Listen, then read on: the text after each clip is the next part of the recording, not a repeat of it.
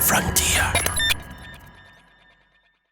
This is Football Daft with Stephen Purden, midfield dynamo and average actor, Chris Toll, target man, suspicious character, and Hey, the top end of Stevenson,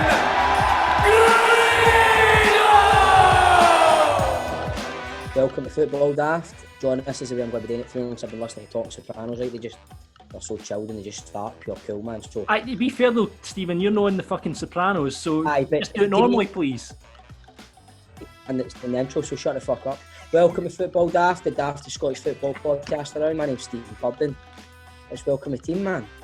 How you doing, mate? First, a man who continues on his quest to become the next Brian May. This is no guitar. Grado, how you doing, mate? You alright? What's happening, mate? I'm just playing away with guitar, man. I've learnt a couple of... I'm still kind of trying to perfect that Stereophonics song. And I've just been kind of chilling, playing a guitar and that, smoking fags and everything. Maybe yourself, mate.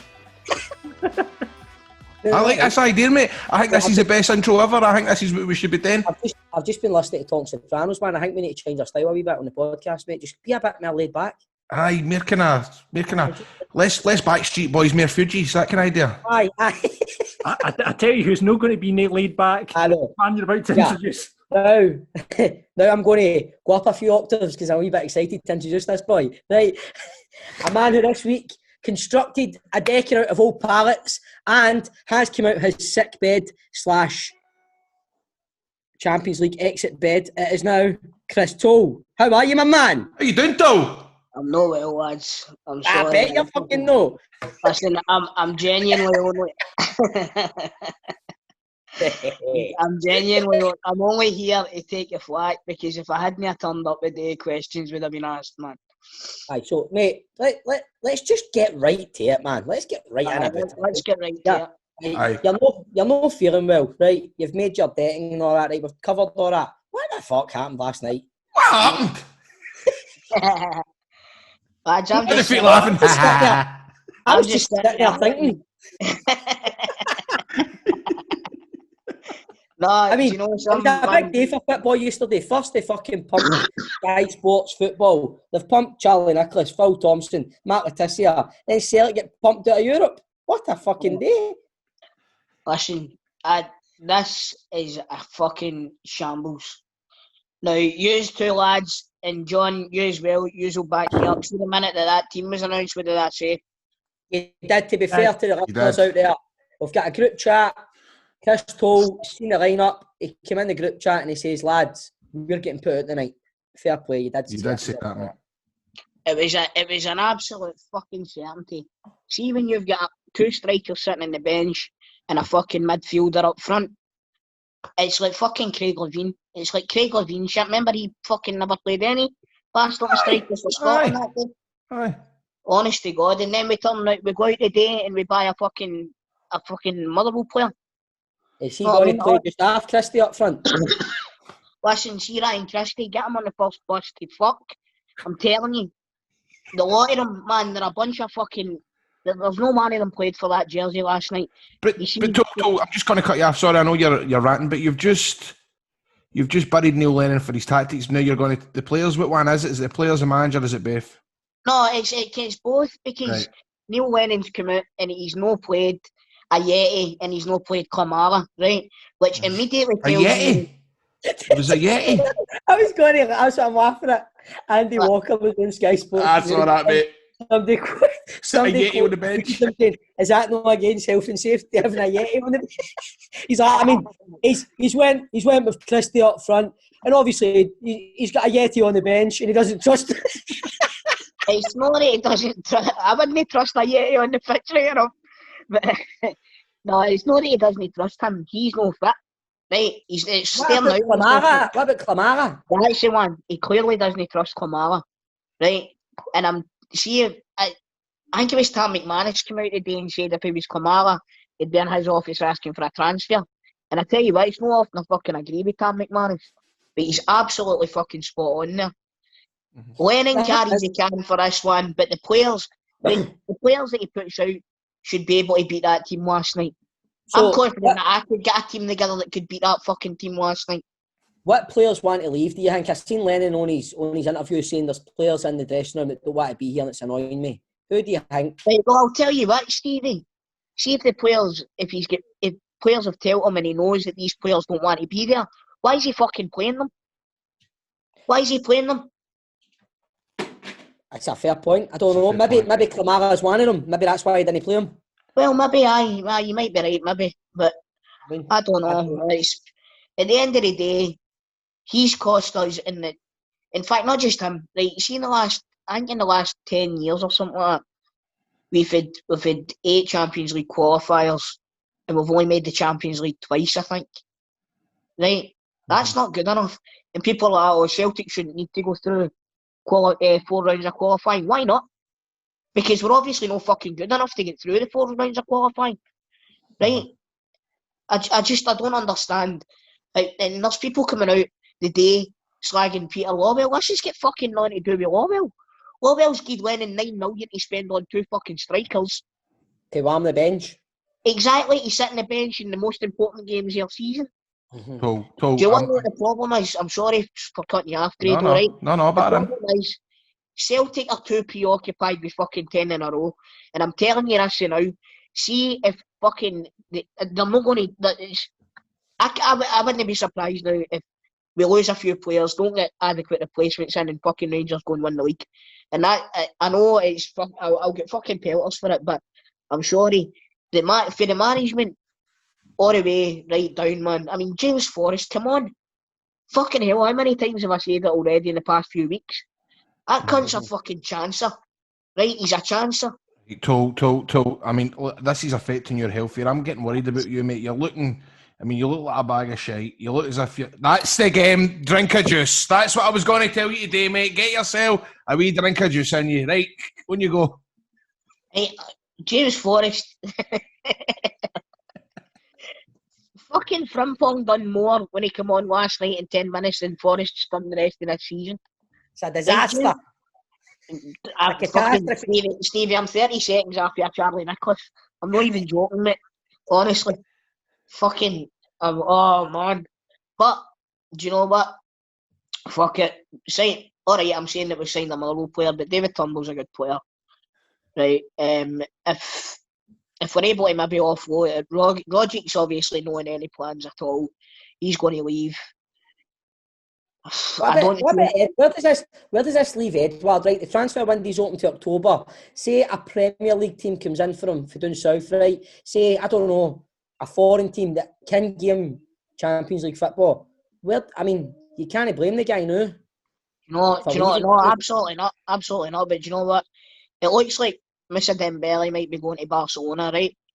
With Larson, and that's not a crystal rumour mill thing. That's apparently going to be happening, right? Fucking, I'll bet you Leon come in for Edward, right? Think so?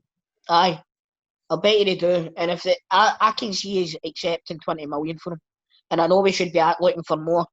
But see the amount of money that we lost last night in 90 minutes.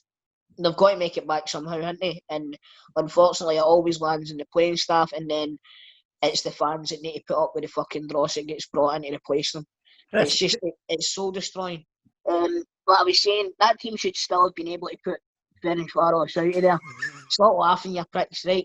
But, lads, I'm going to need a boost, man. I'm fucked. Hey, whoa. Tool, come on. We've got this big interview with Marco Negri today. Come on. Surely an interview with Marco Negri, that's... Hey, I'm sorry, lads. Do you know what? See, after yesterday, I can't listen to somebody that scored 150 million goals before Christmas for Rangers. I can't. It's just no. Right. I've not got it in me. Right, okay, don't mate. Well, what's your plans for... No, hold on. What's your plans for the rest of the day, mate? Just kind of... I'm going to have a bath. A roasting hot bath. And fuck up, man. I love it. Look at you, man. You're fucking pissing yourself. I'm going to have a bath. You better hope I've not get fucking COVID, by the way. No, look, no. Me, Bob, John, the rest of the team at Football Daft, we do wish you a very speedy recovery, Tom, my man. All the best, mate. All the best. Thanks very much, lads. Right. Take care. Right, cheers, Tom, mate. See you later. Bye-bye. Bye-bye. Bye, Chris. Bye. You took that well. Well, that was Chris Toll, ladies and gentlemen. If you're still listening, we hope he gets better soon. He's not a happy Celtic fan today, but his health's the most important thing. I just hope he picks up. So what about Messi?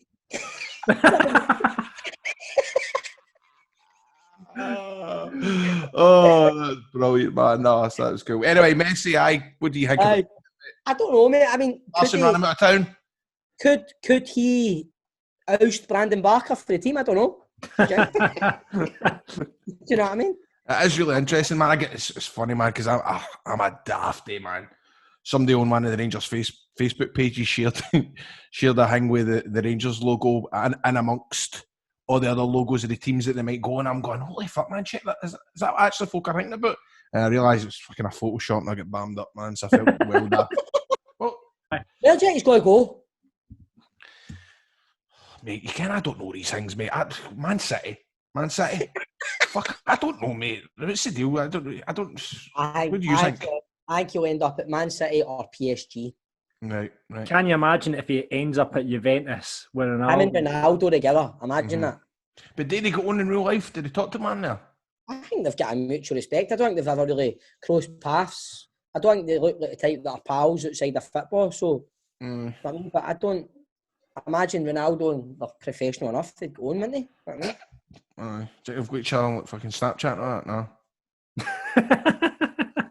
Nah, I think so. Anyway, so I mean, to be honest with you, is he definitely, is that him by with Barca? No, I think it's going to rumble on for a while, man. I think it could end up in court because they're saying he's trying to activate a release clause that he had for the end of the season, but Barca are now saying the end of the season has came and went and they're now in a pre-season, so they're kind of saying you've missed your chance basically to go, and they're saying he's staying, but he's like, I want to go. Right, well, John, I think that's right, innit?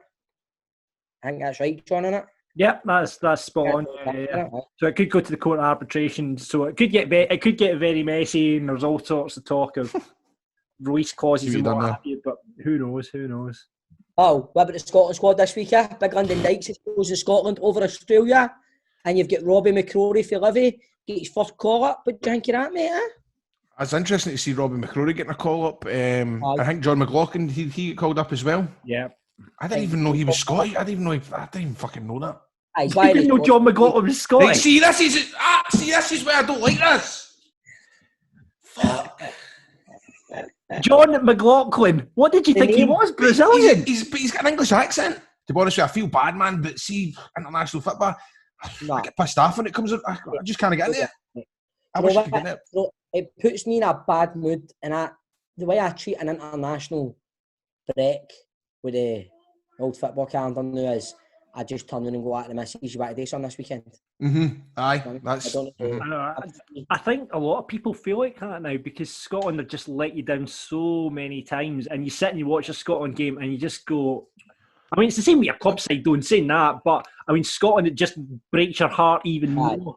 But it's interesting. You know what's excited me a wee bit? Lyndon Dykes. That's excited me a wee bit. I think he's a very good player, man. I think he's decent. I think he's got a lot of potential. No, but John, it is interesting to hear somebody that's not an old firm fan to say, look, they're scunnered with international breaks as well. Is that the deal? You are like... No, it's not scunnered with international breaks. It's not scunnered, like everyone. I think everyone's just got fatigue with Scotland. It's just like, you know, we've been here now, you know, going round in circles for the last 12 years with Scotland, you know, getting so close and then fucking it up. You know, and it's just like, when's the next fuck up going to come? We've got great players, and that's the problem. It's so frustrating. You've got world-class players in that team now. You've got Andy Robertson, you've got Kieran Tierney. You know, you look at the abundance of midfielders that we have. It's just you're missing centre-halves and strikers, which we used to have loads of. And now we're missing that. Like Lyndon Dykes, I think, might make a difference today. I think he'll give you something that we've not had for a while. Do you know Is he better than McBurney, though? Is he better than McBurney? Aye. Mate, I'm better than McBurney. Well... Yeah, I think McBurney, his talents lie on Twitter, winding up Celtic fans. He's good at that, isn't he? He is good at that, man. I'm telling you. I don't rate McBurney at all, man. I really don't. I mean, there's very few strikers to choose between. But I mean, I'm like you say, I'm excited about seeing Lyndon Dykes playing up front for Scotland, especially if he's going to have the supply for midfield with the amount of good midfielders that we have, and hopefully, but it's playing at his strengths as well. If you're going to play him, you need to play at his strengths. So on the show today, we welcome a man who became an enigma at Rangers after scoring 33 goals before Christmas in his first season. He then barely kicked a ball in the remaining years of his contract before returning to Italy. I see the Soprano styles kind of went away then, aye. Oh, sorry, mate. Sorry, mate. So on the show today, we welcome a man who became an enigma at Rangers after scoring 33 goals before Christmas. We've got Marco Negri on. Come on. Hey. I'm keeping the Sopranos thing on. Sorry. He then barely kicked a ball in the remaining years of his contract before returning to Italy. It's Marco Negri. And it's Grado's turn on the Legends Lottery. And after getting Rob McLean a few weeks back, we're hopeful we can get somebody on this week. But Grado, I'm not holding out hope here. It's no fucking looking good, Trips. I have got somebody that I was possibly going to get on. Save it. Right, Right. Okay. Just keep trying so we've got time, right? On the big question, what's the best football chant you've ever heard? It's a 3 week rollover on the pro. Don't interrupt me, mate. It's a 3 week rollover on the pro set playoff, meaning there are 3 crates of beer to be won. But at this point, we'd usually go to Chris Toll's room a mile, but Chris Toll is in his bed, not well, with some sort of flu-like symptoms and Celtic getting pumped at the Champions League symptoms. So now it is Grado who's going to take over with the rumour mill. Grado, what's happening? Here comes the rumor mill, and I'm not even trying. Right, well, since we heard the very sad news yesterday that Charlie Nicholas has been released via Sky Sports News contract, I'm going to read the following rumours in the style of Charlie Nicholas. So I was sitting there thinking to myself, when Everton, Leicester, Southampton, Leeds United sent scouts to Tannadice on Saturday, they were sitting there watching Lewis Nelson play against Celtic. United have also sat there and handed a trial to 19-year-old former Rochdale midfielder Florent Hote. What do you think of that then, Bob, as you're sitting there? Think to yourself? Well, I'm just kind of sitting there thinking to myself, there's a lot of big clubs looking at a lot of Scottish defenders. And I just think to myself, it's a good thing. Mm-hmm. Chris Ayer was sitting there thinking to himself when he found out that Liverpool are looking for him to replace Lovren with him. So, what do you think about that? Well, I mean, that would be a good move for Ayer. And obviously, if he went from Celtic to Liverpool, he's got to be sitting there thinking to himself, went to a big team, just won the Champions League. So he'd be sitting there thinking to himself, it's a good move for him. Well, Ryan Kent's got to be sitting there thinking to himself, should I go to Leeds United? Because there's rumours that Leeds United have put in another bid in the region of £14 million. The player, however, is believed to be keen to sit and stay at Rangers. Well, I mean, again, if I'm Ryan Kent and I'm sitting there and I'm thinking to myself, it's a big season, I'm content. I believe his other half is in Scotland. So, again, you've got to be sitting thinking to yourself, I'm happy here. Now, listen to this. Aaron Hickey's got to be sitting there thinking to himself, what the fuck? When he was meant to be heading to Bayern Munich, but now it seems a move to Italy could be on the cards as Bologna have offered him a deal. Celtic are also sitting there showing a wee bit of interest in Aaron Hickey as they've dropped interest in New Zealand centre-half Tommy Smith after failing to agree terms. See, if I'm Aaron Hickey, I'm sitting there and I'm thinking to myself, Bayern Munich to Bologna. I'm like, what's happened there? I'm sitting thinking to myself, I'm going to the Champions of Europe, but now I'm going to Bologna. So I'd be sitting there thinking to myself, Celtic are interested. I am going to Parkhead.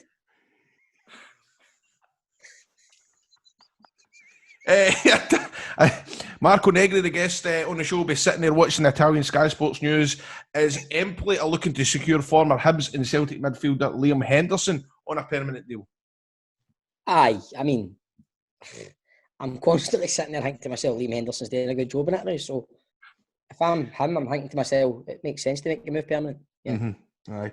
And Shane Duffy's move to Parkhead has been put on pause as David Turnbull was sitting there when he got the phone call for Celtic again, and he's joined Celtic in a £3 million deal from Motherwell. Brighton are wanting a £2 to £3 million loan fee plus Celtic to pay Duffy's wages in full. So it doesn't look as if Rod Stewart's dream is going to be secured anytime soon. What do you think about that, mate? No, I mean, especially, I mean, was it 2 weeks ago with Keith Laszlo on the show?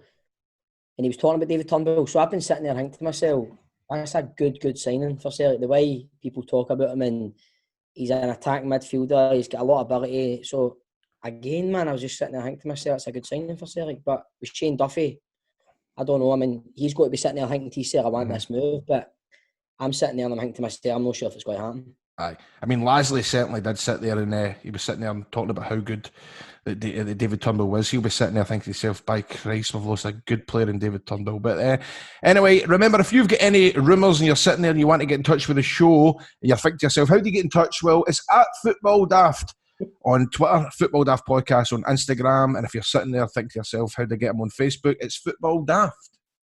God bless you, Charlie. God bless you, Charlie boy. The Legends Lottery on Football Daft. Right, it's time once again to spin the wheel to see what hero of Scottish football turns up on our Legends Lottery. Each week, one of the team is tasked with finding a former hero and getting them on the show. Then you, the listener, rate how good they were out of 5. Currently at the top on 15.6 is myself. And then in second place, we've got the Invisible Man today, Chris Toll, on 13.9, while Grado, mate, you're bottom, 7.8. But that changes now as we get my score for last week after I brought on Rangers women's team striker Lisa Swanson. What did I get there, John? Oh, Lisa was getting really good chat. We got a real good insight into what happened at her time at Rangers, and obviously she's now at Hearts. Punters liked a bit of Lisa, 3.7. Well, that's not too bad. Does that take you up to new, Bob? That puts me up to 19 something. 19.3. 19.3. There we go, man. 19.3. So I'm on 19.3. We Tolls on 13.9. Grado 7.8, mate. I mean, obviously, you've had a few weeks where you couldn't get MD, but I don't. Their days are gone. You dropped McLean on not long ago. How are you following that up with Dane? Well, you know, obviously we like to get SPL heroes on this show, and we've had some great players on in the past. You know, yeah, we've had Brian McPhee, we've had who else? We've had Chris Miller. I kind of went out Beeman. Evo Dean Beeman. That's right. I kind of thought out the box a wee bit when I got Rob McLean. Obviously, he was a commentator, and he still is a commentator, a great commentator. That was a great interview. That was brilliant. So this week, I've tried to. I gave up after a couple of days trying to find somebody that used to play the glorious game up here. However, I have managed to pick somebody to come on. Somebody that played a very big part of a very big Scottish tie back in, I think, 1996, 1997. He was involved at the very, very start of the game. So you obviously, in fact, actually, all my family crowded round the radio to hear this because we knew this was going to happen. Basically, on this show today, on the Legends Lottery, we've got none other than my cousin Gary, who was the mascot at the Kilmarnock v Rangers game at Rugby Park in the 90s. Fuck off! Just saying that. Your cousin Gary. What's up with that? We've had boys on this that have won championship medals, Player of the Year awards. Right, but have there ever been a fucking mascot? That's a good point. No, we've never had a mascot. Right. Never had a mascot. What age was Gary when he was the mascot? I think he was definitely still. Well, he was still at the primary school because I do remember that was so random that we all, because it wasn't on the telly but it was on the radio and the full family came round to my bit to like listen to it as if they were he was going to talk. Do you know what I mean? Listen to see if we can hear the mascot. But anyway, your Legends Lottery is your cousin. Well, so I've just I've said to him, look, I was struggling this week and I've offered him the chance to come on Legends Lottery. He sent me this voice note. I said, because we're kind of a wee bit I'm clutching. I know I do know that I'm clutching at straws, right? I'll be fair enough with that. So I've sent him a message to see if he would actually come on. This is what he said on WhatsApp. Definitely running out of ideas. Here's a mascot for Kelly for 1997, January the 15th. Kelly v Rangers. Mate, it'd be alright if I'd met guys or something, but Aye, mate, I'll do 3 minutes or something talking about Gary Holt if you want. Hold on. Soon. Hold on. He's giving us demand saying, "I'll do 3 minutes." What I know. does he think? He's a fucking nurse, mate. He's a key worker. Right, okay. I feel guilty now. But... Right, so... Right, okay, so, right, where's Gary? Where is Right, he? well, I don't know if he's still at the worker. Well, I'm going to give him a bell the news, see if he Hold wants on, to jump. you've not even lined him up. You're now just calling him at work. You give me peace here, mate. At least I'm trying here. I'm trying to rescue this segment of the show, mate. You know what I mean? Well done, Grado. At least I've got somebody. Right, hold on.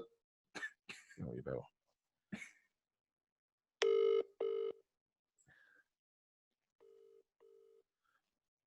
Let's see.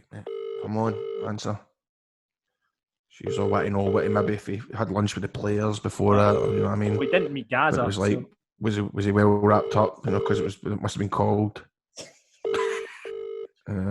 See what he maybe probably met Richard Goff actually. Probably shoot Richard Goff on.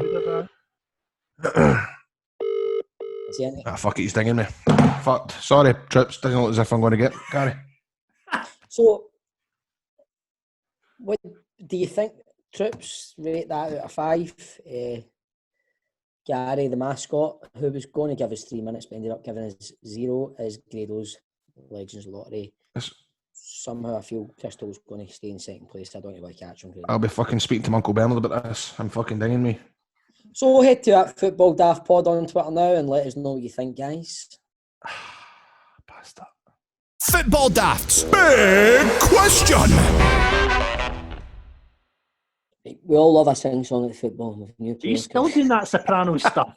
Let him be, John. Come on. All right, You go got on the- We then. all love a sing-song at football, and with new players coming into your team at the start of the season, there's always opportunity to make up new songs. So this week we asked, what's the best chant you've heard at a match? What's the best chant you've heard at that? John, you must have some whoppers, man, Falkirk. There's a couple of good ones. My favourite of all time is Eddie May has a massive cock. That's probably my favourite. Eddie May. I don't think that's going to be beaten already. Eddie May has a massive cock. What a penis. Have you fucking seen it? Eddie May's got a massive cock. Right, Me? so that was a big question. What's the next thing about Last chance. I'm with Grado, that's not going to get beat, man. I know, mate. I know. Why just go straight to what the punters have said? It's brilliant, mate. George says, I remember this. Seabo's on, we're taking the piss. That was against Celtic, I remember that. I remember that. Rab, Scotland fans to Italy fans, we're going to deep fry your pizzas, deep fry your pizzas. I can see John right at the front, man, singing that, starting that chant up. I can see him with his Falkirk mates. We're going to deep fry your pizzas, deep fry your pizzas. Getting Huckle and all that for fucking anti-Italian racism. Brilliant. He's that massive cock. Not phoning his family and all that. He's been pure locked up. Fucking, what'd you get done for? I touched him and said deep fried their pizzas. Wanker. Right, Alan says, singing "You're just a shit Jack Sparrow" to Ryan Edwards of Patrick Hudson. That's quite funny. That's good. You're just a shit Jack Sparrow. Aidan says most people who have visited Lynx Park will be aware of Hamish and his songbook. Mainly just made up songs about how every player, team and manager in Britain is shite and how he should be on the park. Brilliant. Up in Montrose, I've been up to Montrose a few times, and this boy is class. Like he comes out with some shite. Like That's fucking It's brilliant. funny, man. Basically just made up songs about how every player, team and manager in Britain is shite and how he should be on the park. We need to get him on the show. I know, mate. He sounds brilliant. Right, Mikey Ruddock says he's tall, he's quick, his name's a porno flick, Emmanuel. Oh, I said Johnson Sports singing about Manny Panther. Yes, He's tall, he's quick, his name's a porno flick, Emmanuel. Right, call me if he was singing that, St Johnson's. So Alan says he's big, he's red, his feet stick out the bed, he's Peter Crouch. It's quite good. Jazzy says it's nae that Rooney, your granny is safe from Aberdeen. So. Right. It's nae that Rooney, your granny is safe. It's nae that Rooney, your granny is safe. Oh, that's fucking brilliant. That's brilliant. John, do you know what you're turning into, man? In this show today, a football casual, mate. Football. I know, man. You know This what, is mate? the dark side of John's coming out now, isn't it, man? Fucking Red shit. John. Aye. Lewis says, I just like the fact that it took weeks for Samasi Abu to learn the Hearts fans weren't booing him when he played, but instead were chanting his name, Abu. You like that one, John? Aye. I do. We actually had some late entries come in as well. All right. We've got the old classic, Posh Spice is a slapper, she shags all over town, and when she's pumping Beckham, she thinks of Craigie Brown. That was from... I don't know if that was Motherwell or Aberdeen. These are rolling off the tongue far too quick, mate. I know, mate. Yeah, Ian Hamilton put that one on. I could just imagine you sitting on like the Footy Mad, or would you call it the Pie and Bovril Forum or something like that? Sitting, going through all these. I can picture you doing that, man, your lunch break. Yeah, I love a good football chant. Donkey says, there's only one Bobby Pitter. He was shy, now he's better. We took him to mass, and now he's pure class, walking in a pit of wonderland.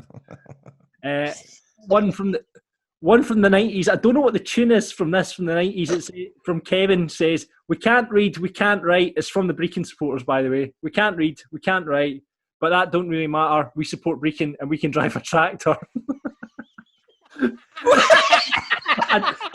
I don't know what the tune is, but we can't read, we can't write, but that don't really matter. We support Brecon and we can drive a tractor. Which just doesn't even rhyme, so. That's fucking brilliant. And they try to get the matter to line with the tractor. Tractor. We can't write, but that don't matter. We can ride a tractor. I still not getting that. I still don't get the tune for that. No, I didn't have it. I don't know what the tune is, but Kevin, get in touch and let us know what we need to sing that to, please. That's great. It's a belter, man.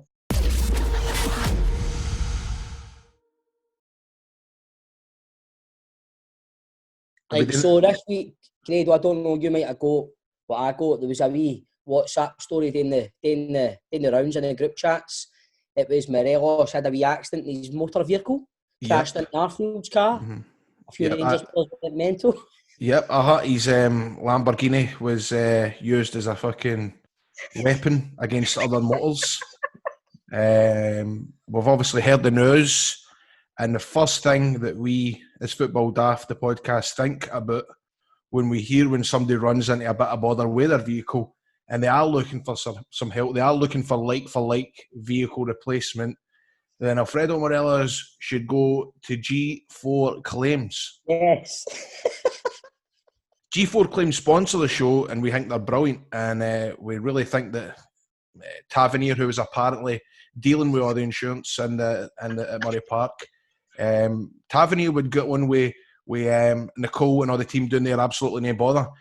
Because if you've been in a road traffic accident and you're not at fault, G4 Claims can make it easy for you. They can provide you with complete accident management support you require. So you can cut out the middleman, you can cut out James Tavernier, you go straight to G4 because they're going to recover the costs from the at-fault party. They're going to sort you a like-for-like vehicle replacement, and they'll organise for your vehicle to be repaired at one of their approved body shops and returned to you back at Murray Park. So should your vehicle be deemed a write-off, they're going to recover the pre-accident value for your car, write you a big fat cheque for it, and best of all, it won't cost you a penny as they'll charge the at-fault insurance direct. G4 Claims, they don't call you, they don't buy data. And once I process your claim, your insurance will remain unscathed. So if you've been in a road traffic accident, or in our case, we know somebody that has this week, get on to G4 Claims on 01698 767 172. That's 01698 767 172. Get them at notatfaultclaim.com or find them on social media at G4 Claims Limited. G4 Claims, not at fault claims. Not at fault claims, made easy.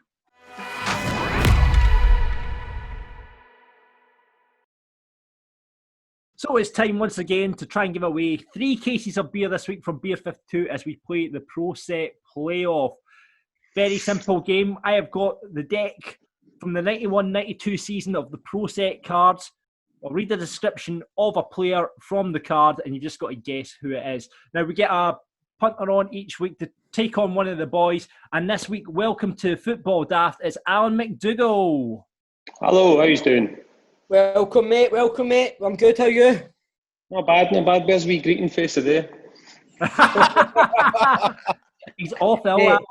He's off ill. I bet he is. No feeling well, mate. What do you think, mate? What do you think about that? It's amusing. So, Alan, you're currently hid in a corridor at Brayhead shopping, aren't you? Sure am I. Are you shopping or do you work there? No, I've just come up with the missus, so she's in the car with a sleeping baby just now, so I've nipped out. Brilliant.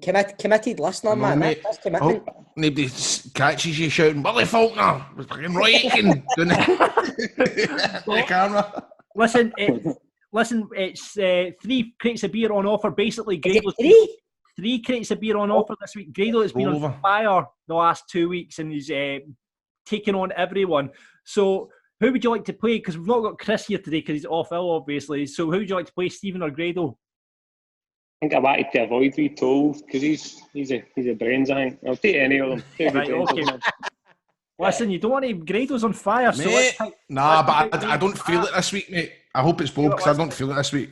Well, just as well, it is Stephen that you're playing this week, Alan. So, like I say, the rules are very simple. I will read out the description of the player. First to buzz in gets the answer. But if you do buzz in, you don't get to continue, okay? If we get to the end of the card and you can't, you don't know who it is, we'll flip the card over so you can see the picture. Do you understand the rules? No bother. What's your buzzer going to be, Alan? I'll go with cheer up till. Stephen, what's yours? Pedro Mendes. Right, okay, no problem. First player to come out of the pack. Here we go. This player was an eve of season signing from the Dutch second division club BVV Den Bosch for a bargain 40,000. He has the ideal physique for a goalkeeper I know and likes this. to dominate his penalty area. That's Pedro annoying. Mendes. Stephen, Is it Theo Snelders? Oh, it's not. What? Continue. He was not first choice at the start of the season, but he's forced himself into the first team at the expense of Alan Main, Dundee United goalkeeper from the 91-92 season. Alan, do you want me I got it. Just all. Right, go. It's got to be Steve Dykstra. It's not Sieb Dijkstra. Guido Aye. van de Kamp. Oh! There we go. fuck. We'll move I'd on. have said Steve Dykstra, no, even though I thought he signed later on, but I would have probably said that as well, mate. Right, this is going to be a quick one, I think, here, boys. You are both Rangers men, so here's the player that plays for Rangers. This player made just 2 league appearances following his 1.5 million move from Dynamo Kiev last season. Pedro Mendes. Stephen. Oleg Kuznetsov. The other one, go on. Oleg Kuznetsov, 1-0 to you, my friend. Next player from Motherwell.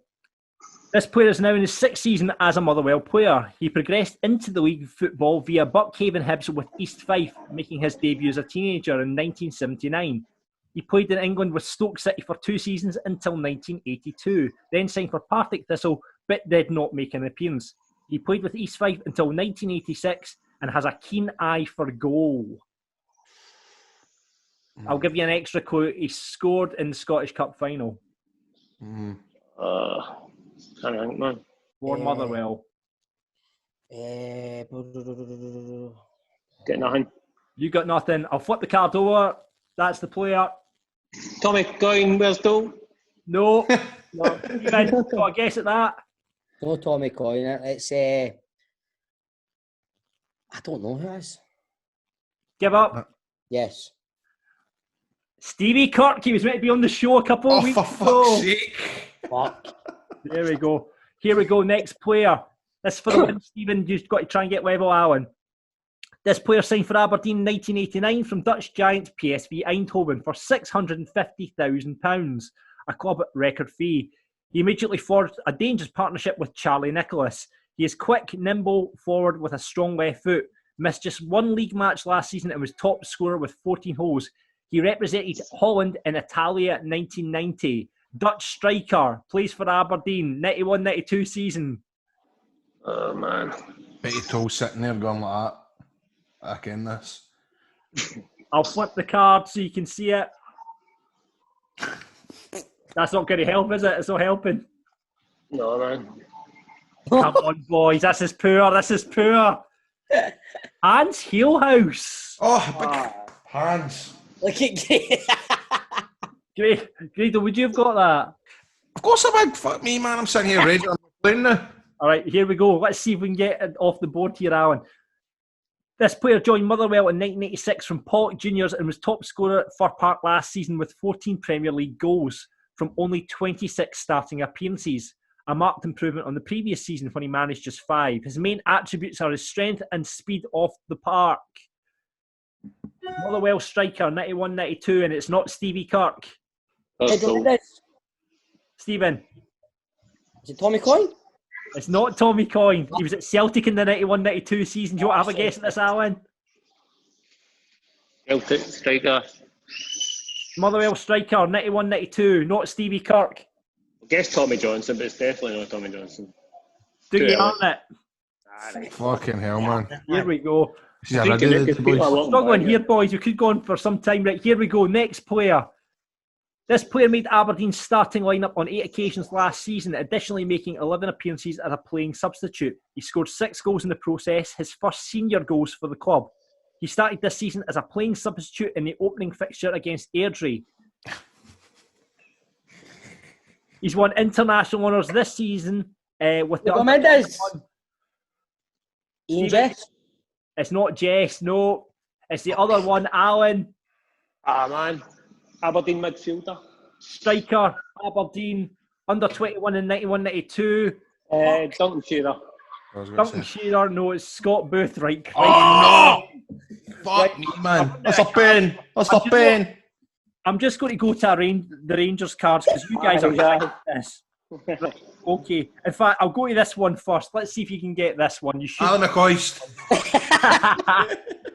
This player progressed into league football via Newton Grange Star with Berwick Rangers, playing 2 seasons for the Sheffield Park outfit, appearing 41 times and scoring 14 goals. He then moved into the Football League and played for Swansea City. In season 89-90, he is now enjoying his second season in Falkirk colours. Holy shit, Stephen. Pedro Mendes. Yes. Kevin McAllister. Holy fuck. He was on... Alan, he was on the show last week. I listened to... Holy fuck. Crystal. Yeah. What was John it? Hughes. It is John Hughes. Oh, Holy that's shit, bad. Stephen. Oh my God. 1-1. Let's do a Rangers player to decide this because you two are useless. I thought you were putting up a Rangers player. What was that? Right? And I was trying to think. What Rangers... Right. Played with Swansea. Here we go. Oh, right, first fastest one in here, all right.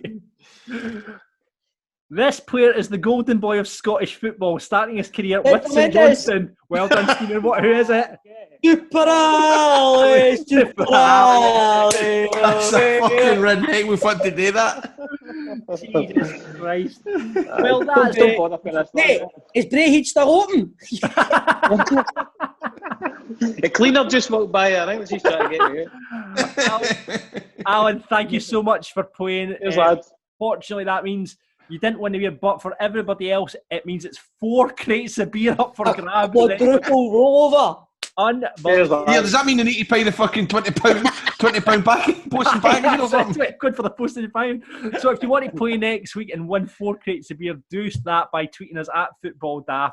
Winners need to be over 18 to stay in the UK. And remember, Beer 52, it's a monthly subscription service for beer. They source it from all across the world. Some brilliant beers in there that you can get, stuff you've never tried before. So get free beer right now. And, you know, we're going to sort you out a carry-out for the weekend right here. beer52.com/daft. If you go there now, you just have to pay $4.95 for postage and packaging. We'll send you a crate of beer and you can get sorted for the weekend. So head there right now, beer52.com/daft and get your first case of beers for free.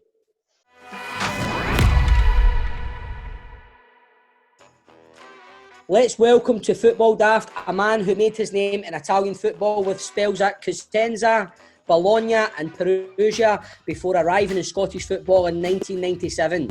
With 33 goals to his name before Christmas and 23 in his first 10 games at Rangers, the man was a phenomenon. Please welcome to the show none other than Marco Negri. Welcome, Marco. Thank you for hosting me. It's a pleasure. No, it's How our are you, pleasure. big man? Negro. Listen, Marco, we've been very excited about this. Very, very excited. We've been talking about it in the group chat, and it's good to actually see you here, man. It's brilliant. We actually played. We talk about a charity game that we played in 2 years ago, and you were there that day. Was he there that day? Wasn't he? Yeah. But when you stop playing football, professional football, it's absolutely fantastic, to come back and give something back to charity or to the fans, to the supporters. So the problem is that your head wanna play like the brilliant days, but the legs are fucked. So it's really, really hard to compete, Yeah, of course, man. And especially, you're talking about giving back to charity and stuff like that, especially now, like, with everything that's going on, like the global pandemic. How's things been with you back home in Italy and stuff? How's it been with the lockdown and stuff? Well, it's been very, very tough because everybody in Italy is being involved. Also me, the wife of my brother, is being in intensive care for 55 days.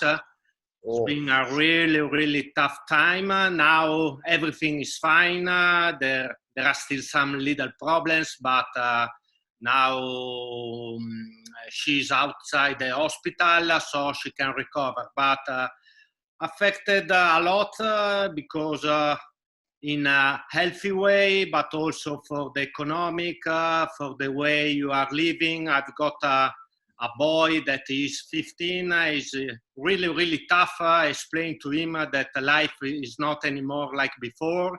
You know, sometimes he asked me to go in some pub and you have to explain to him to be careful. And it's not nice because if you think about when you were a teenager, it's really hard to go out and be to social distancing and everything. But, now looks like it's a little bit better, but the numbers after the summers are growing up, so we must, stay safe, and stay alert about the coronavirus and maybe a second wave. Aye, I know. I think we really need to take care, but I think we're getting there slowly but surely. You said, Marco, that you've got a 15-year-old boy. What have you told him about the Rangers? Second skin, because Rangers has been the top of my career. It's really a shame that he was not born, so he couldn't see me playing at Ibrox.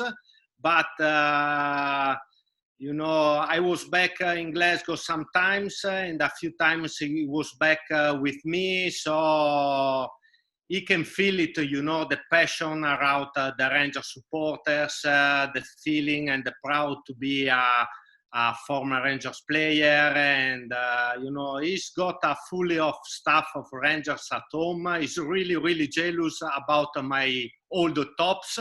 And, it's something that special, make me special in front of my boy.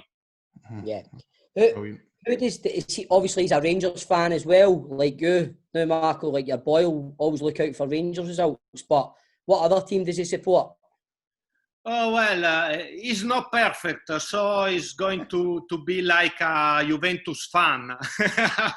Because in Italy, there are a lot of Juventus fans, but otherwise they got a lot of supporters that hate the team, but, right now in Italy support Juventus, also because Ronaldo is playing with the club, so he's one of the best players in the world. And,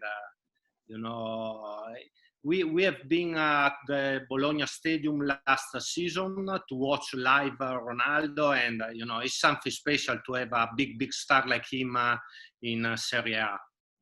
But it was like us back in the day having Marco Negri play for Rangers. Do you know what I mean? That's what it was like. I've been a really, really lucky player because I don't consider myself a legend, but I've been really, really lucky, and because I played with a lot of legends, Scottish legends like Ali McCoy, Andy Gorham, and Ian Durant, Gaza, Laudrup, and also some great Dutch players like Mols, De Boer, Newman, Fernando. So I consider myself a really lucky player because, when you play with such a big names, you understand how big is being your career. So thanks to all these players, I understand that I reached a very high level in my career. Mm-hmm. So, Marco, how did your move to Rangers come about? In fact, actually, tell us a wee bit about your career in Italy before you moved to Rangers, and then tell us how the Rangers deal came. Okay, I made my youth development in Udinese, a Serie A club. Then, I started to go on loan around Italy. And then I'm very proud because I gained the way to play in Serie A and Serie B because I gained on the pitch. I won, the championship on the pitch. So when I was kid, I had a dream, of course, to score and play in Serie A. And at 25, my first game in Serie A with Perugia, we won. I scored the only goal, the winning goal. So, it's something that really, is a dream that came true. And then, because you are always trying to compete to higher level, you want more. You want to compete with the best. And to me, playing the Champions League was really another level. So I had the chance to move abroad. I knew something about the Rangers because we played with Juventus in Champions League in the tournament. So we watched on TV the games. So I knew everything about Ibrox atmosphere, about, the Scottish football. So when I had the chance to sign with some other Italian guys like Amoruso, like Gattuso, like Porini, I had no doubt. But I really understood how big was the move, how big was Rangers Club, and how big was Ibrox and everything when I just arrived in Glasgow, because it was another level. Already in the Glasgow airport, everybody knew me.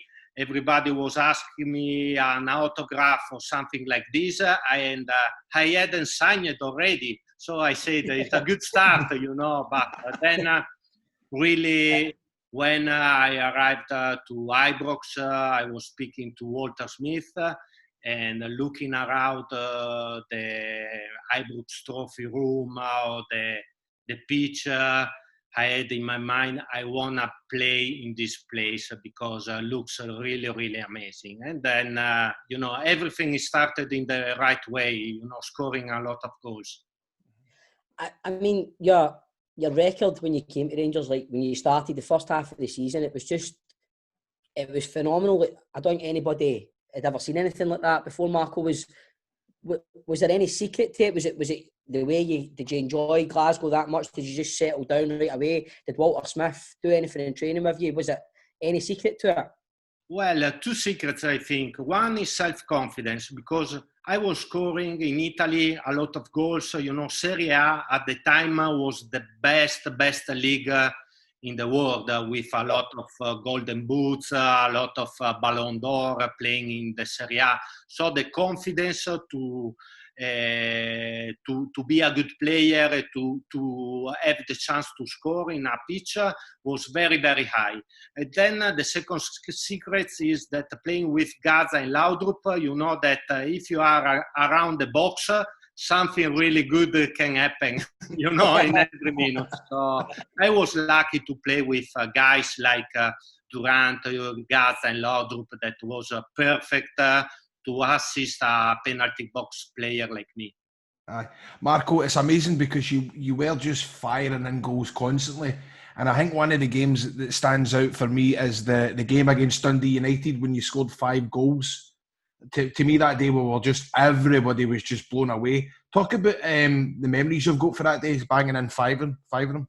Wow, it's a really nice story because we played before against Gothenburg in Sweden for the Champions League, and I had a really, really bad game. So Archie Knox and Walter Smith, was hungry about me and my game. So I was trying for a revenge on the pitch. So after 15, 20 minutes, my game was not so good. So Archie Knox was on the bench just screaming at me, "Run, fucking Italian, run, run." So I was really, really upset.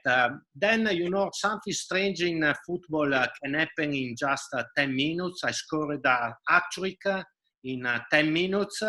And then it was my perfect game because I was sure about my ability. I was sure about my way to play around the penalty box.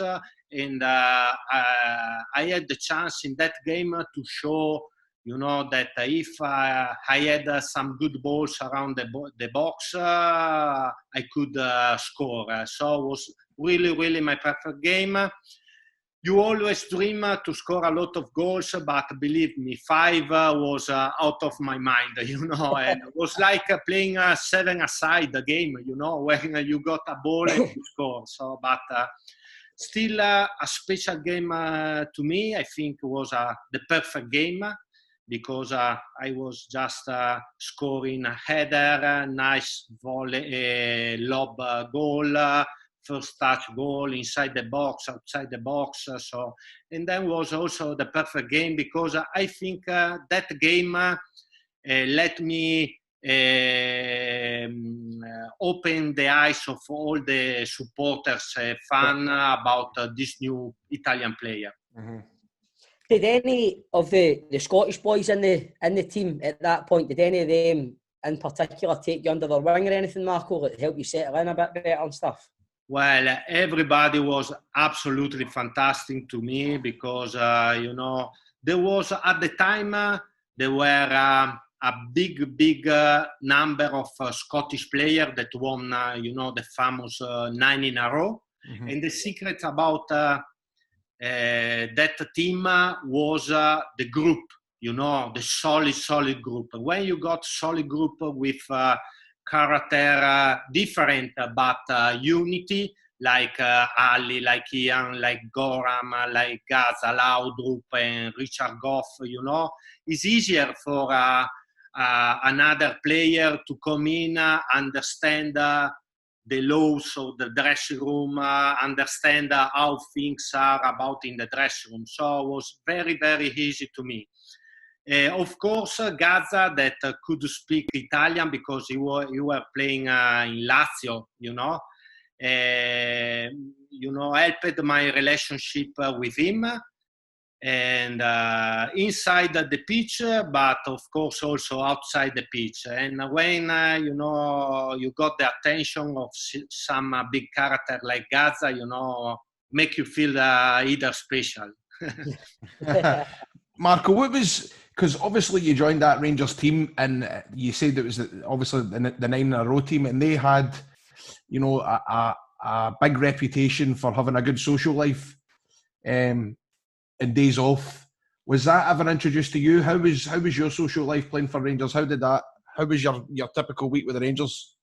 Well, I remember my first week, because we used to training just in the morning, So after the training, the guys like Ali, Andy, Ian, Gaza told me, "Hey, come on, Marco, join with us for a lunch." So I was thinking, okay, to introduce myself, maybe it's a good way.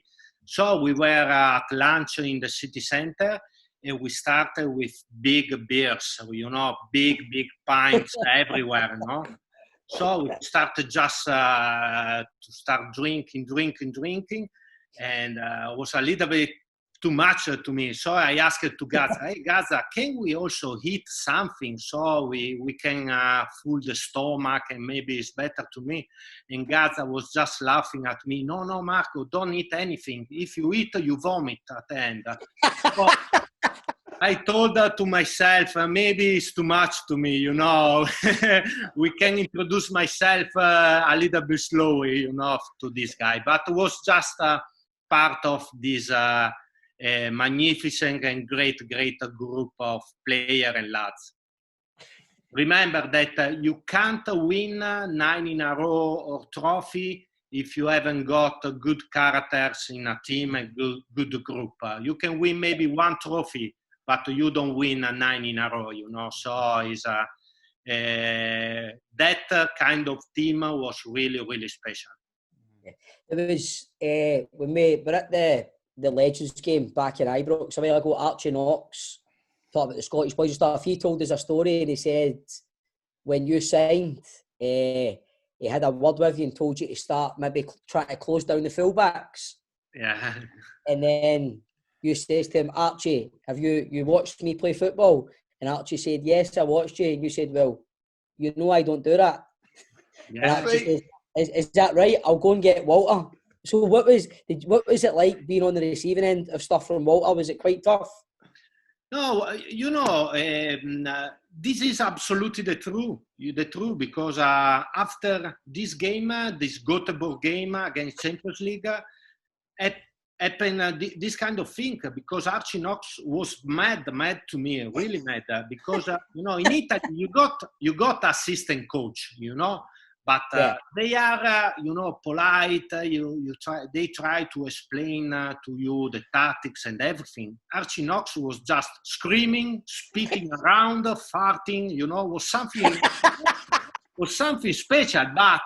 But he was a football man, football-wise, really clever man. So I had just to tell him the truth, you know, because I was a penalty box player also in Italy. You know, if you buy a player, it's fine that you adapt the player to the new league, but you can't change completely a player. You understand what I mean? So I told him, okay, I can try to do some more run on the back to help the midfielders. But if you want another player or another way to play, just play with another player. And that was in the middle of the park in the game against Dundee United, because after 20 minutes he was screaming, fuck Italian, run, you need to run. So I was back to him, just tell him, hey, you can sub me, you know, put another player, you know. and then, you know, yeah, but then, you know, in football at the end, something magic can happen. I scored three goals in 15 minutes, and half time, Archie Knox was around me. Well done, Marco.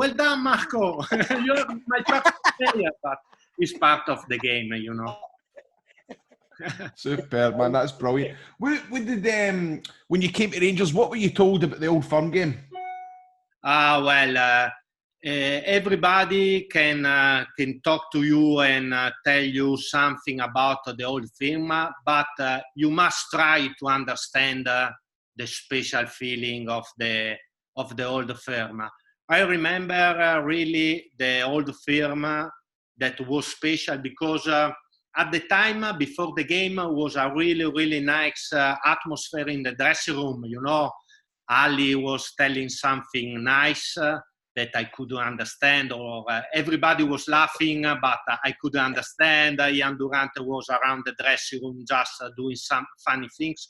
But before the Old Firm, I understood that it was a special game because it was a different atmosphere. Everybody was quiet. Everybody was really focused 100% on the game because you know that it's not a game, but it's the game. It's a game that you play not for the club, not for the 3 points. You play for the people. You know, you play for millions of fans, and that game means not just a football-wise, but means something more for a lot of people. So you understand that 90 minutes can change and can affect your career in a positive way, but also in a negative way. So you don't want to mess, you know, in that 90 minutes. What about, like, in the dressing room beforehand, you're talking about with the players? What about, like, Walter Smith? What was he like before an Old Firm game? What was he like in the dressing room? Was he quite calm?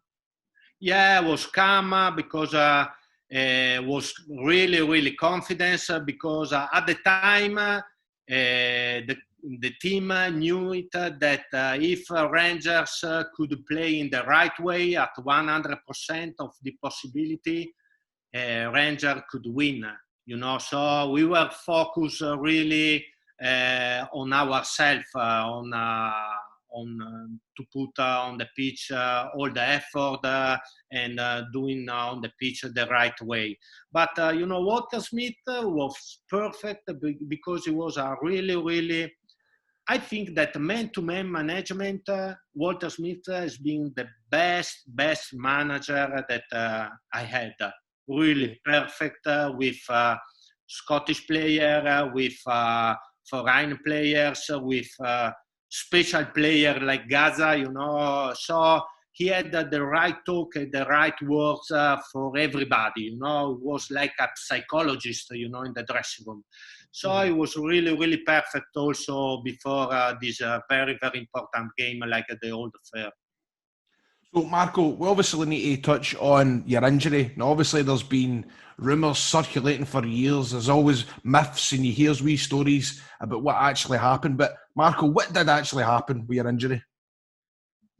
Well, happened the most bizarre injury in Scottish football, you know, because I heard some funny story. I heard other not so funny story, but the truth is that was a day off because Wednesday usually was a day off for Rangers club. But in Italy, we used to training every day. And in the middle of the week, we train twice, in the morning and in the afternoon. So I decided to training also during the day off. And I was just training alone in a park. I was doing some gym, but it was boring. So I decided to go to playing squash at the Living Well in the city center of Glasgow with Sergio Porini because really, I was thinking that squash was the perfect training for a striker, you know, was like a penalty box area, a lot of reflex, a lot of short run, and I love playing tennis. So I said, okay, we can go there so we can have some fun and have some fit. Unluckily, I chose the wrong guy because the ability with the hands of Porini are worse than on the feet, so you can understand that he was really bad. But you know, it's a bizarre injury, but it's something that now, after more than 20 years, I can speak with a smile on my face. But believe me, it was really tough thinking that I was scoring 30 goals. I was on the top of the league with the Rangers. We were winning the 10 in a row. I was winning the Golden Boots. Some national team cup was coming. So, and you go to play with squash, and you know, the ball hit me straight in my eye, and my retina was just fluttering, and I couldn't see very well. The funny story is that after my injury, we were looking for a hospital, you know. So we took a taxi, and I told the guy, okay, first hospital, closest hospital to the Living Well. So the taxi stopped. I was entering to this hospital, but it was a maternity, you know. Was when the woman gave the birth, the Rotterdam hospital. So the lady on the hall told me, hey, we can help you, you know, we can help you, because I was there with the eyes on my eye, and she couldn't understand, and she told me, hey, this is the wrong place for you. So then we reached another hospital, but the bad news was that my retina was affected. I had blood in my iris, so the problem was very big. And then, you know, problem started because I was 2 months and a half without the chance to training because the pressure on my eyes was very high. I couldn't fly home because the pressure of the cabin of the plane was dangerous. It was a tough time, at the time. And then if you are a footballer, you are expecting an injury like ACL, like I don't know, the back, the shoulder. But believe me, a ball in a eye in your first squash game. Oh, was your first? Yeah. Was your first squash game? First and last. First and last night. No, yeah, was both. Was the first and the last. I played 2 games. One. No, the bad was that, in the glass of the court should have been a paper that you have to wear glasses to protect your eyes, was the first thing. But, it's tough to think about it, but that's life, Some positive life can happen during your time and something really bad, but you have to handle both. When you look back on it, Marco, do you think if that injury didn't happen, you would have been on to win 10 in a row? Yeah, of course. And that fucking squash ball. It is my biggest regret, really, because I knew how important was the 10 in a row. I remember every game I was playing. Thousands and thousands of fans singing 10 in a row, one more to go, 10 in a row. It was really, really something that you can feel it, when I was playing. And was so important. And I think, because we were on the top of the league, I was scoring almost every game, so we were starting the game 1-0 every week, and we had a great side with Gaza and Laudrup, all the whole team, and I really think my injury, the departure of Gaza to Middlesbrough in March, and Walter Smith telling the paper that he was leaving at the end of the season was something that ruined maybe that season. The atmosphere was not right. I don't know how to explain, because I really think we lost that title, but I can feel it. We were the strongest side. You understand what I mean? So it's a hard feeling, to think about it right now. It's interesting because Walter Smith was on Rangers TV last week, and he was talking about how he got sacked in the October of that year, which was something that I don't think. Well, I certainly didn't know about it. Did you know, Stephen, as well, that was a deal? Apparently, he said it before, but he was told in the October. He said it on Rangers TV last week. He said in the October he was told, look, we're going to be looking for another manager at the end of the season. No, that was the first I'd seen that as well. I didn't know that either. Aye. So you're right, Marco. There was like, obviously you must have had a hard time dealing with the squash injury, but I think there was more than just the one reason. That wasn't just the sole reason. I definitely don't think. No, I think it was a domino effect. It was like your injury, Marco, and then like you're saying, Gaza going to Middlesbrough in March. Walter Smith saying it was like the whole dynamic of the team just flipped on its side, came upside down. Yeah, absolutely. But think about it, that we lost the league, I think, about 1 point or 2 points that season. I don't think so. We were very, very close. And I think the main reason, to be fair, was Gaza, the Gaza departure, because Gaza was the sparkle.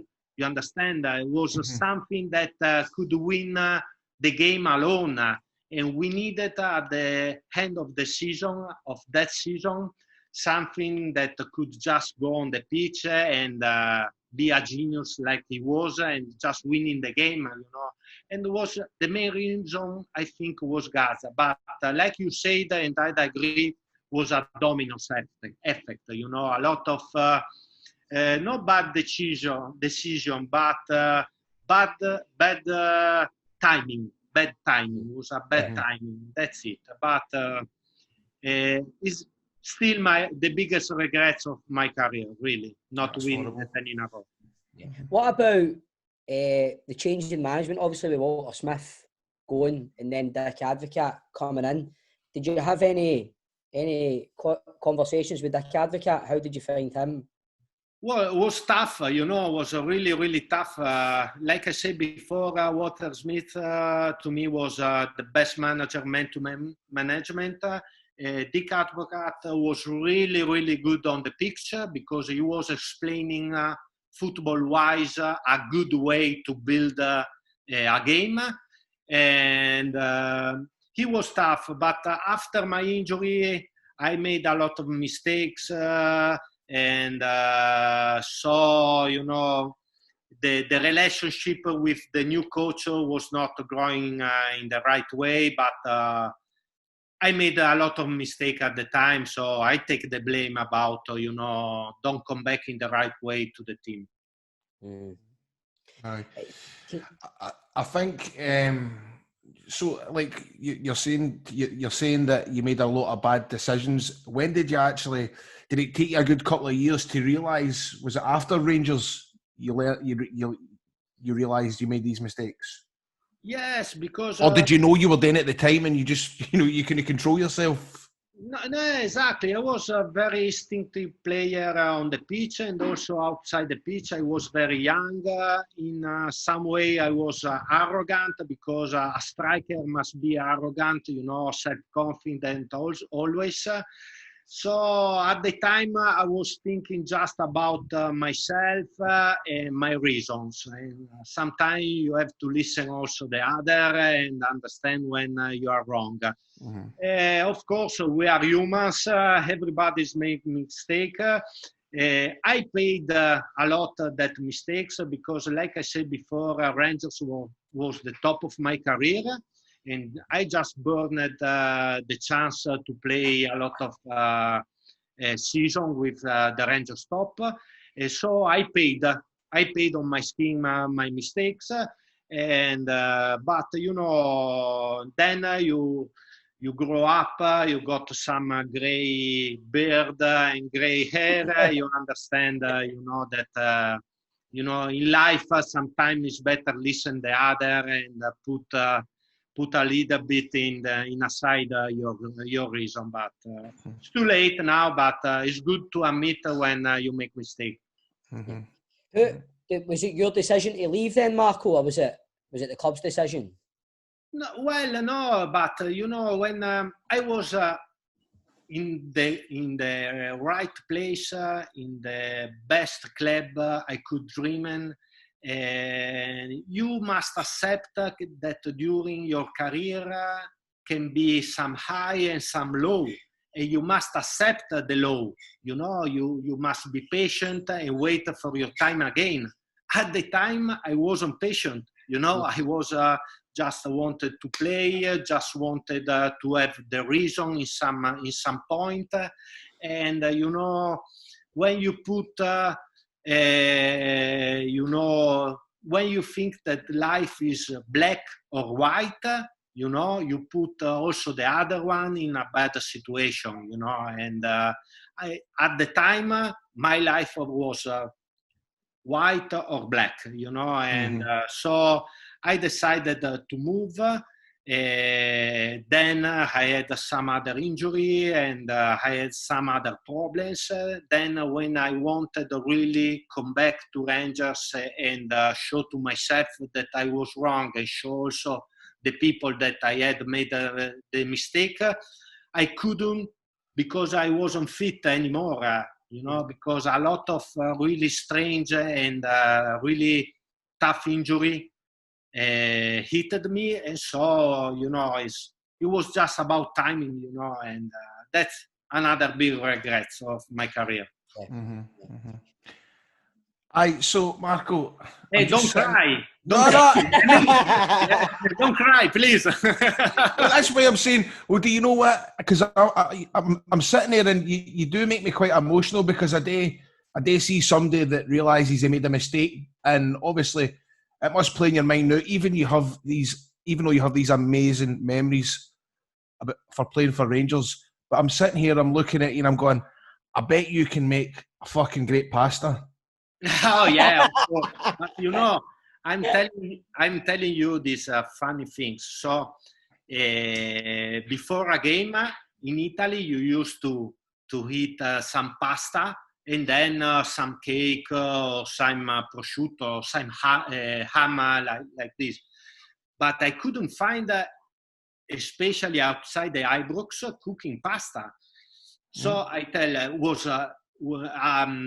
on my plate was coming some pasta that I couldn't eat really. So I was in the kitchen away, just telling the people, but why you can't cook right pasta? And because you must let boil the water, and when the water is boiling, you put the pasta inside for 10 minutes. It's very easy. Some salt, and that's fine. No, I've always heard it should be like seawater. The water should be very salty, like seawater. Yeah, no, you let boil the water. When then you put a little bit of salt, like this, you know the score. Exactly. And then you put the pasta. It's very simple. But when I was in the kitchen, the guy was cooking, showed me that he put the pasta in the cold water and just let everything and I said, no, come on. No. What are you, a crab? Do this to Italian guy. No, please, no. Just a funny thing. No, I'm saying no wonder you were crabbit sometimes. See, and also I want to ask you as well, right? You said before you came on the show, you're a big wrestling fan. I really want to know who Marco Negri's favourite wrestler is. Wow, at the time, I remember another funny story because I was speaking about wrestling in the dressing room, and the son of the boy of Laudrup was also interesting, in the wrestling and everything. The day before, Brian Laudrup came to me and he gave me a VHS, a video, This is from my son. It was some action of wrestling, some wrestling. Yeah. So it was the difference was that it was a boy and a player, but I used to love Eddie Guerrero, Shawn Michaels, Kurt Angle, The Undertaker was really, really, really amazing, was Grado and producer John do another podcast called Wrestling Daft. They'll get you on that as well, Marco. Okay, no problem. I can come with a mask. Hey, there's one thing you don't need is a mask, Marco. Don't worry about it. Okay. Hey, you need to watch some of my matches, Marco. I'll give you a link. Right? Okay. Watch me versus Drew McIntyre. You'll be blown away, Biggie, I'm telling you. So Marco, do you keep in touch with any former teammates from Ibrox? Absolutely. Because now, with coronavirus, it's very tough because I'm not been to Scotland recently. But, I'm always happy when there is a charity event or a charity legend match or some NARSA or a convention. You can meet the supporters, fans, but also, all the teammates like Michael Moles, Richard Goff, Marvin Andrews, Nacho Novo, Arthur Newman, George Alberts, really, really nice guy. Because what is missing to me from football is the dressing room, funny story. The guy that you put in the middle with some funny story. That's the most important thing, because the action on the pitch is gone, but the characters of everybody is still there. So it's like to see we see each other maybe once a year, but it's like we're still together. And the Rangers fans used to say, once a Rangers, always a Rangers, but it's not just some words. It's the way, the Rangers fans live the club, are living the club, are living everything, about Rangers. Definitely. What do you think of the team at the moment, Marco? What do you think of our chances this season? Very, very big. Very, very big. I'm really, really confident. First of all, now we got a board that knows that you can build in football step by step. We got a really, really great gaffer. Steve Gerrard, I think, is the right man in the right place. He's a winner. You are a winner when you win something, and he won everything. And just if you are a winner, you can pass to players and also to the supporters the winning way to think football, He's really, really good with the press. He's really, really good to sending message to players through the press. And it's not so easy. It's very important right now in football. It is not so easy. Of course, he's building his manager career because maybe he's doing some little mistakes. But the right things is that he is improving from mistakes, and that is really, really important.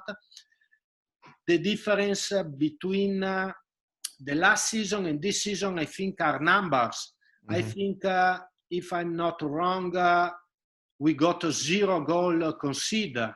Yeah, so he pulled a record from like 1912 or something like that, 15. And that makes the difference because you can build a team, from the attacking way, or you can build in the other way, just being solid and don't conceding goal. Then something can happen, I truly think if you want to win something, you must be solid on the back.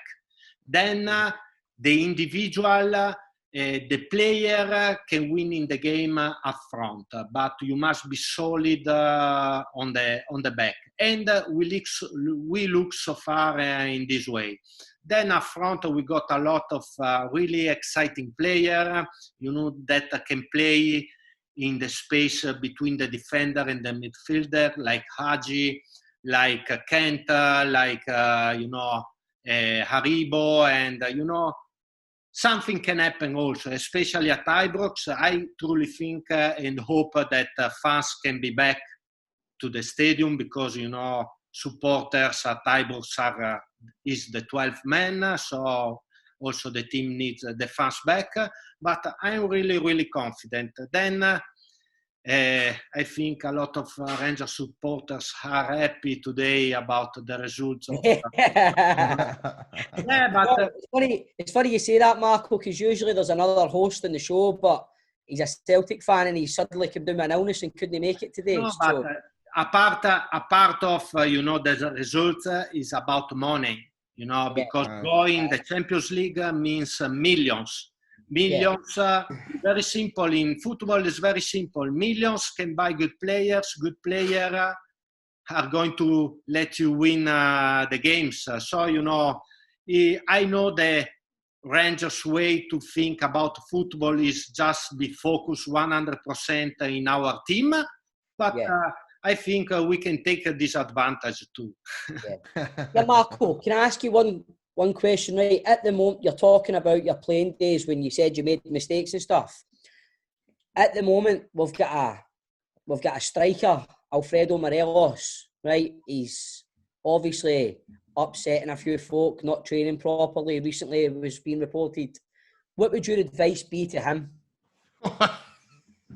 I don't think I'm the right person to advise him, but you always must think that beside a player, there is also a person, a human person. He's very young. He is thinking, he's playing with the heart because he always played, with 100% of effort. You must always see the big picture, not the end of this picture, but the big picture. So it's being always effective. He score a lot of goals. And it's not easy when you see every day newspaper that you are going to be sent to training in the right way. Because think about football is a special job, but in every job, if you are not sure that your career is in a proper direction, you are focused 100%. But I think like everybody is saying, the badge on the top in front is bigger of any name on the back. Yes. And I think that if Morello can stay, I don't know, maybe until January, I don't know, it will be a big boots. But also in Italy, you say that it's better to leave each other that ever met each other in life. You know, so if something is going to end, you know, it's good that everybody's got something back. You know, and maybe you don't know. It's very young, Morello. He can come back. You know, when maybe in a few years. Aye. As well, do you know what, Marco? This has been one of my favourite interviews. If only I could tell 12-year-old me that I'd be talking to Marco Negri about Eddie Guerrero, man. Honestly. Yeah. Honestly, I'd never believe it. But before you go, you have to see me in action with my boy. Really? Hey, Marco, don't try this at home. Oh, no, I know. I know. Brilliant. Honestly, it's been an absolute great interview. Probably the highlight of doing this podcast so far. What do you think, Bob? It's been, like Grado says, like if I could look back and say I'd been interviewing Marco Negri when I'm older, man. It's brilliant, mate. Honestly, thanks for giving up your time. Aye. Really appreciate it. But before you go, every week we do this podcast, Marco, and we put our guests' football knowledge to the test with a 90-second quiz. Would you be up for doing that? Yeah. Right. So I'm going to tell you what some of the scores recently. Mark Wilson and Keith Lasley, they're joined at the top leaderboard with 14. Kenny Duker and Kevin Harper just behind in 13. Barry Ferguson is third on 12. And other scores are Ian Murray's on 7, Jim Leishman on 5, Big Mac Sue Patline is on 3, and holding everybody up at the bottom of the table is Falkirk's David McCracken. He only got one question right. So 90 seconds, Marco, and you can't pass. You must give an answer. Are you ready for this? No.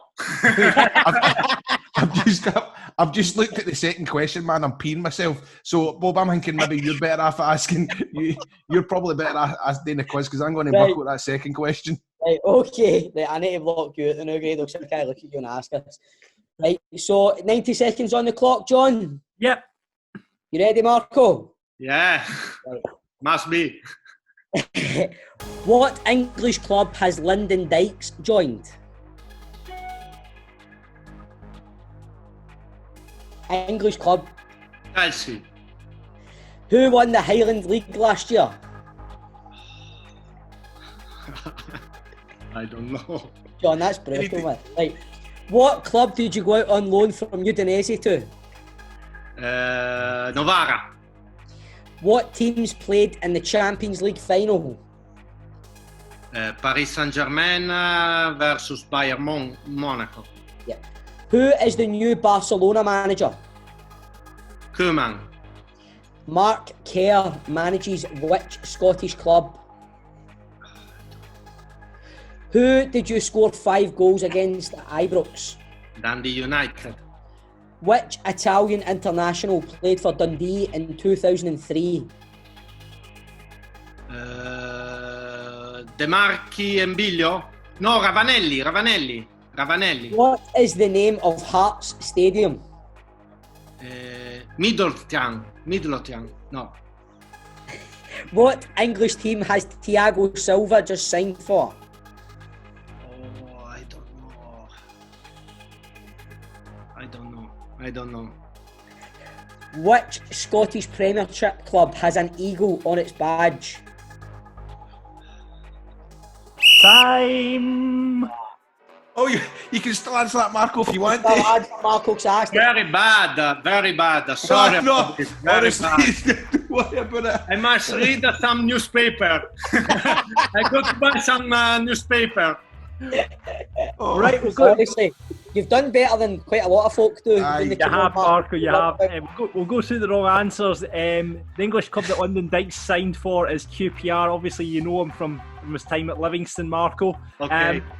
Brora Rangers won the Highland League this year. Can you believe you never got that, Marco? I can't believe you didn't. I didn't even know that, Marco.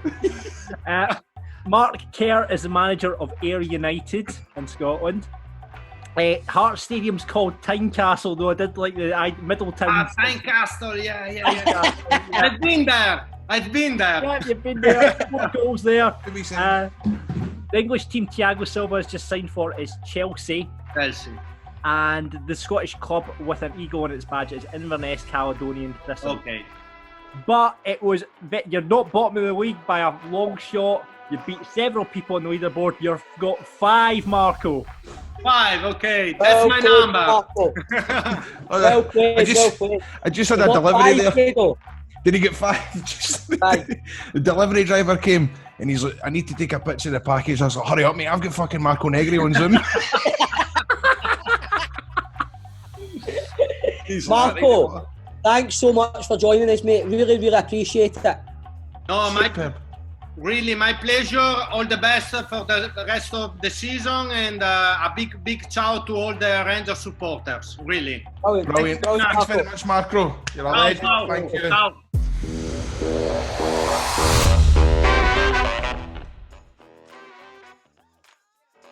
Another show done. We had told for what? 2 minutes? What a great 2 minutes, but what a 2 minutes, huh? That was top entertainment. I just hope he's alright. I hope he gets through this horrible time, man. And I hope he's back next week. What about Negri? Oh, mate. Marco Negri was something else. What a guy, man. Cooler. Very cooler. What a handsome man, eh? Oh, aye. He was. Never mind. Handsome man. No sort of make a pasta. Aye. No one who was getting fucking grabbed with that pasta kid on, do you know what I mean? But he was superb. Definitely one of my favourite interviews yet, Marco Negri. But you know what? I did feel dead sorry for him when he was talking about how he's made mistakes. But again, it was good to hear him talk about giving a wee bit of advice to Morelos and stuff like that. I've no doubt that'll probably end up in the paper. you know what? The long Negri. What do you think the headline will be? Like fucking. What is it? He'll say something like. Aye. Moody Blue advises the Buffalo. Aye, it will be that or fucking. Aye, Moody Blue tells Morelos to squash the bad behaviour. You know what I mean? Yeah. Another part of the show, but I mean, we had Negri, but what about your Legends Lottery, man? Aye, man, it's fucking bright with it. We managed to get Cousin Gary on the show by a voice. I actually think, to be honest with you, because we've never had a mascot before, I think we should keep Gary for the main part of the show 1 week. Because we've never had a mascot, man. So, unfortunately, we couldn't get my cousin Gary, but he's working in the key line or whatever you call it. So, I think when the day comes where we need to have your cousin Gary is the main part of the show is when this podcast will be no more.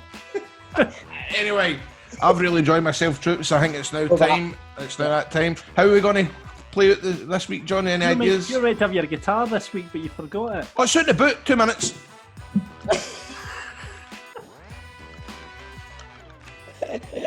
So, who's the Legends Lottery next week? Toe in it? Toe is on the Legends Lottery next week. And while Grado's away getting his guitar, remember, review and subscribe on Apple Podcasts or wherever you get your podcasts. You can get us on the social medias at Football Daft Podcast on Instagram, and search for Football Daft on Facebook. And remember, sign up to Patreon, patreon.com/Football Daft. You'll get Rangers Daft with Stephen, talking about all things Rangers, and you'll get Celtic Daft, though we haven't got it this week because Chris has been off. So, you've no got one after that European exit?